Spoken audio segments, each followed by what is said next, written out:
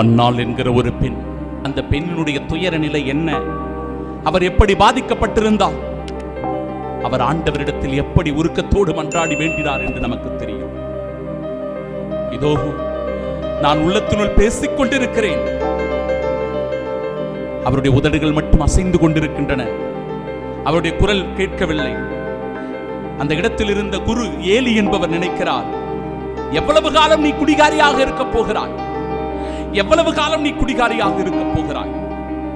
அந்த பெண்மணி அன்னாள் சொல்லுகிறார், என் தலைவரே, நான் குடிகாரி அல்ல, நான் ஒரு உள்ளம் நொந்த பெண். என் ஆண்டவரிடத்தில் என் உள்ளத்தை நான் கொட்டிக் கொண்டிருக்கிறேன், என் வேதனையை சொல்லிக் கொண்டிருக்கிறேன், ஒரு துன்பத்தை இதோ ஆண்டவர் முன்பாக நான் கொட்டிக் கொண்டிருக்கிறேன், துன்பத்தின் மிகுதியால் நான் பேசிக் கொண்டிருக்கிறேன் என்று சொன்னபோது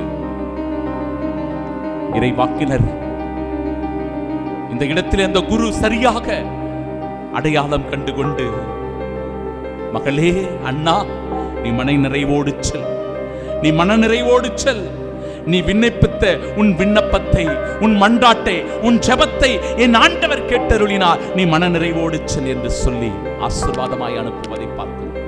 உள்ளத்தின் வேதனையை, துன்பத்தின் மிகுதியை, நம் கவலைகளை ஆண்டவரிடத்தில் கொட்டி தீர்க்கிற போது ஆண்டவரிடமே நமக்கு தஞ்சம், அவரிடமே நமக்கு ஆறுதல் உண்டு, அவரிடமே நமக்கு தேறுதல் உண்டு, அவரே நமக்கு வாழ்வு கொடுப்பவராயிருக்கிறார்.